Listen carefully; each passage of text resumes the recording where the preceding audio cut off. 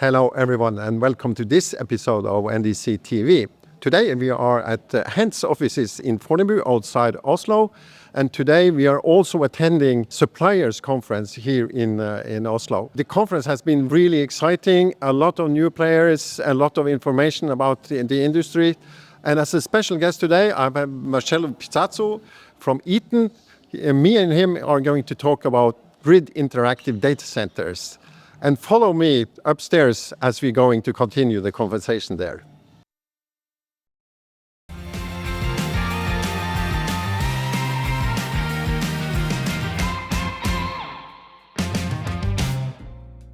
Welcome everybody to this episode of Norwegian Data Center TV, and where this time we are going to talk about grid interactive data centers. The context is this, that there is a huge demand in the market to offer grid interactivity. And to talk about this in more detail, I'm very happy to have you here, Marcelo Pizzato. Tell me a little bit about yourself and your role and position. Yeah, pleasure to be here. Thanks for having me. I am representing Eaton. We provide power infrastructure. We're an energy management company. We provide power infrastructure from grid to ship, including medium voltage solutions, low voltage, UPSs, and everything around it. I'm also representing NordicEPOD as a business development manager for Europe. And I am responsible for the Nordic cluster in terms of our data center colocation clients and all the developments here. I'm also with you guys in the advisory board for the Norwegian Data Center Association. Appreciate to have you here. So today we are going to talk about grid interactive data centers. Explain for me as a layman, what does that imply? So grid interactive data center, my understanding is that the data centers are now taking a wider role into the grid network and not only being a consumer of power, but also being able to support the stability of the grid by providing some kind of services into the grid in terms of stability and also reducing some bottlenecks. Okay, so how widely is this adopted in the Norwegian data center market? I would dare to say that just a few of data center operators are doing that in Norway. I would say like around 10% that we are aware of. Okay, oh, no, that's not very much. So I really need to understand what does it imply for all practical reasons to be grid interactive.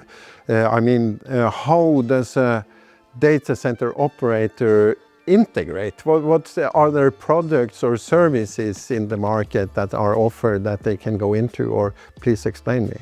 Yeah, that's then we have to go a little bit more deeper in some technical details. So there are regulations. So Nordics in general, we're connected in a synchronous system, and it's a very mature, it's regulated. In Norway specifically, Statnett is regulating all the system and operating the system, and they release to the market what is the requirement and what do they do. In terms of the data center operators, they do need to have infrastructure to be able to participate in this market. From my perspective, what we see is that you can provide ancillary services to the grid for stabilization with UPSs and the battery, backup power battery. There are different technologies on the battery that will imply on different services that you can provide. But as of today in Norway, all the UPSs installed, depending on the technology you have on the UPS, but most of them, they are capable with the current installed base to provide at least one services, which is a fast frequency reserve. And what does that mean for all practical reasons? Yeah, so when it comes to the flexibility of the grid, there are several types of services that can be provided. One of them being a fast frequency reserve, which means that the data center will basically disconnect from the grid in case of any instability of the grid. Let's say what happens in in Iberia, where we cut off the power from the whole country, Spain and Portugal. This was caused because of a major instability on the grid. We got a generation power plant, a renewable generation power plant from either solar or wind. It creates a very unstable grid, and then the grid operator had to disconnect several loads from the grid. And these could have been avoided actually if you had more bidders and participants on this flexibility market. So this is one of the services, which is fast frequency reserve. It's activated very shortly, maybe 3-5 seconds, and this most of the data centers are able to do.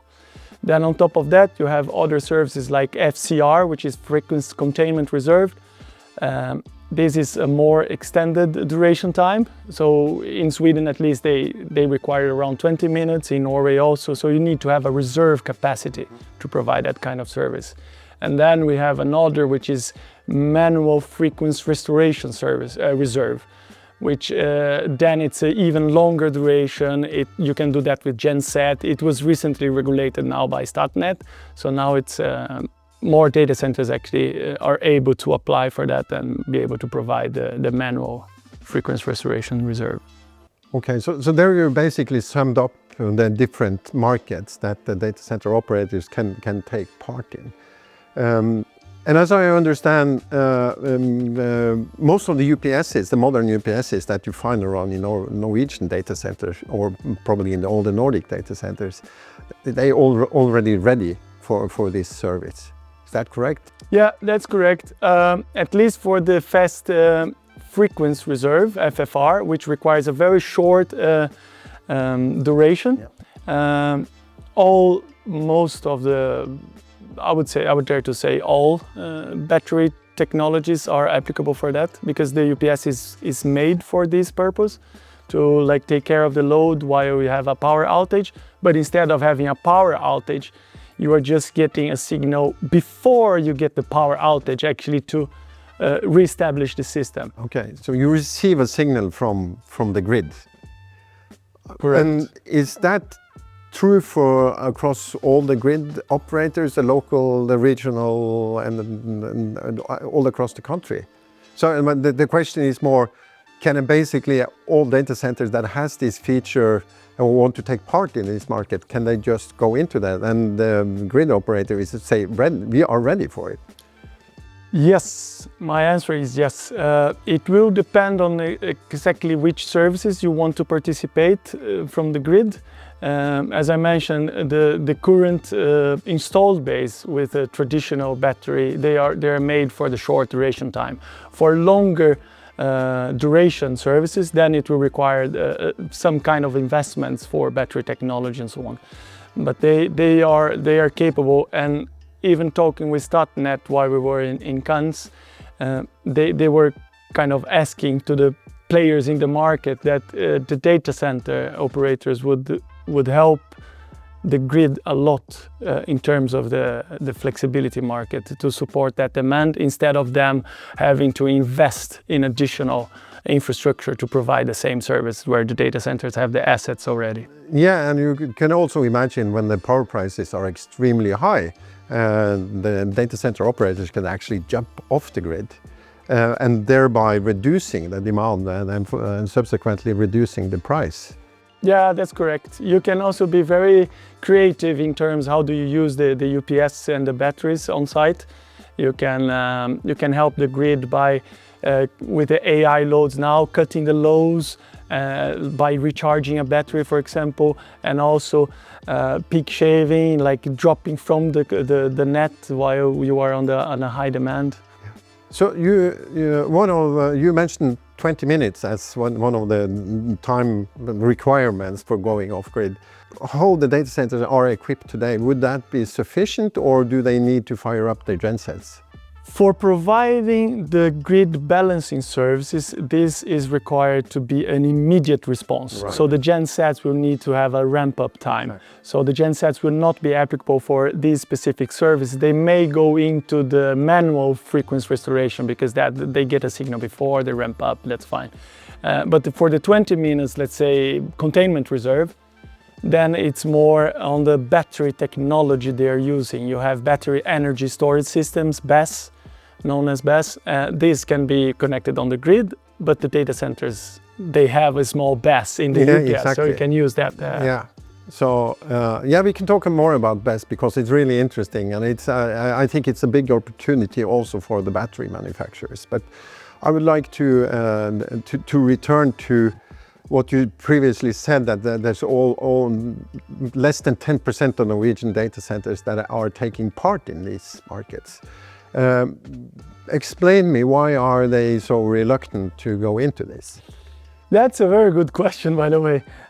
We see a resistance not from the data center operators, but also from their tenants that they are renting the white space. The data center operators, usually they own the asset, so they are free more or less to do what they want, but they do have SLAs to commit to their clients. And if their clients are putting their tenants from that site, they will most likely to get the assets dedicated for them. So this is one aspect of the things. Another aspect is the industry itself. It's kind of risk adverse. We have been doing this for quite some time, you know, it works, it's fine, we have a good reliability, so we don't want to repurpose our assets for something else that is not dedicated to the critical load. But there is also, you'd say there is a market. This is a flexibility market. That means that somebody has to get compensation for a service they're offering. So how does that work in terms of who's compensating whom? So if I'm a data center operator and if I jump off the net, I should expect some financial compensation from the grid operator. Is that not right? That's correct. So if you are participating on that market, you put a bid in the market to the transmission system operator, and that bid will be evaluated and you will be activated depending on the bottleneck of the grid, and you will get compensated for that. Since the energy in the Nordics, especially in Norway, it's not so expensive, it's quite cheap, then the market and also the offers in the market is getting more and more. It's not so financially attractive, but we shouldn't be thinking about the financial aspects of it. We should be thinking about the reliability of the grid, even for us as consumers at home. We don't want to happen the same thing that happened somewhere else. So we want this to be reliable, and we want more renewable power sources into the grid. We want more wind, we want more solar, and this is reducing the inertia of the system. So we need to help the system to cope with the incomes of more renewables. Norway, we are so lucky, so we have a lot of rotating mass. Yeah. But that doesn't mean that we don't have there is a need for new frequency, entering into the fast frequency regulation market. No, there is a lot of wind and solar coming also. I understand you have a big water chunk in the generation source, which is great. But with the rise of the renewables, these will be more required. And actually, even the TSOs, they are asking for data centers too. As we talked about earlier today in the conference that we attended today, I was talking a little bit about one of the perceived risks from the data center operators or the investor is that there is quite a bit of long lead time on getting grid access. Here in Norway, or it's more or less unpredictable, and most likely also a longer lead time than in Sweden or Denmark or other markets. That's my impression. I might be wrong in that, but can we use this flexibility market to bargain with the grid operators that they should allow us we should shorten the gap, that we can offer the grid operators, and in turn they give us a shorter lead time? I strongly believe on that, because then you are just not asking connection to the grid, so they build infrastructure, they come to you, and then you are a consumer. You are actually, the data center operators are giving something back to the grid, right? They're helping the grid to be more stable. So I strongly believe yes. So the power is cheap in Norway, but you talked about expanding your battery park in terms of the BESS, the battery energy, local battery energy systems. Have you, as a salesman, and you should be able to give me a rough assessment on how large portion of the capex would it mean for a data center operator to include a BESS system as a part of the whole project? As we see today, the best way of providing the grid balancing service, a BESS system will require a higher investment than to provide it with the existing UPS. So by just shifting the battery technology inside the UPS system to be a energy storage battery, we have the different classifications on, but let's say a more robust and powerful battery, the investment it's very low, to be honest. If we look into the power infrastructure cost when building a data center, it represents maybe 30% of the whole investment. The majority of it stays within the white space, which is the computers and everything that becomes obsolete after 3-4 years nowadays. So a BESS system only dedicated for grid balancing system, then it's another level of investment, but I wouldn't say it goes over than 10% of their whole investment. Do you think that that BESS will be more widespread in new data center projects? I believe yes. I believe there are different ways of introducing BESS into a data center design. There are different architectures we can think about. We can say a UPS is a BESS in a minor scale. So if you change the technology, then you have a bigger BESS. But if you apply that only for grid balancing or for backup power, then you were talking like a large scale BESS energy storage system. So there are different ways, but I strongly believe, considering the grid challenges we're facing today, that this will become more often introduced to the design. We also heard earlier today that part of making the industry more sustainable, the data center operators are now looking into more to avoid emissions from the gensets. So I think, in my view, it would be if the longer you can prevent the time before you fire up the generators, the better it should be. And the second thing was we need to find more sustainable fuel for the gensets. Do you have any perspectives on that? Yes, I can even say that recently Eaton have announced a partnership with Siemens Energy for gas turbine. I mean, it's gas, you still need to get pipes on board, but by having more batteries on site, if the interruption in the grid is less than 20 minutes, yes, it will avoid starting up the gensets, definitely, but there are other sources that you can provide, like longer duration time, because what happened in Portugal and Spain, just to come back to that again, it took 12 hours for the system to be restored, and then there's no battery, sizing to be 12 hours. So you won't see any genset free data centers in the near future?